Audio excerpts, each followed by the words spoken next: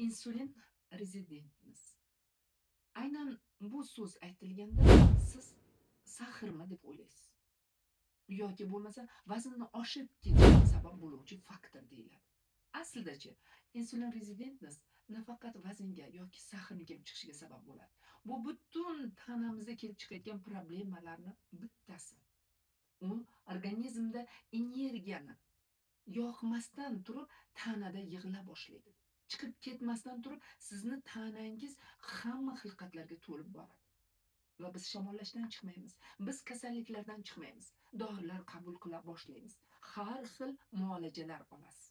Aslida-chi, bu ovqatlanishingizni to'g'rilab, oddiygina dieta emas, oddiygina tarelkangizni yaxshilab ko'rib chiqib, siz bu kasallikdan chiqib ketishingiz mumkin.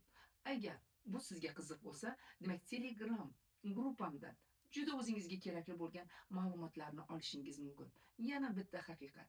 Yaqinda ochilayotgan kurslarimda aynan insulin rezidentnessni qanday qilib tarelkamizni to'g'rilab qutulish to'g'risida ma'lumotlar olishingiz mumkin. Demak, kurslarimda ko'rishguncha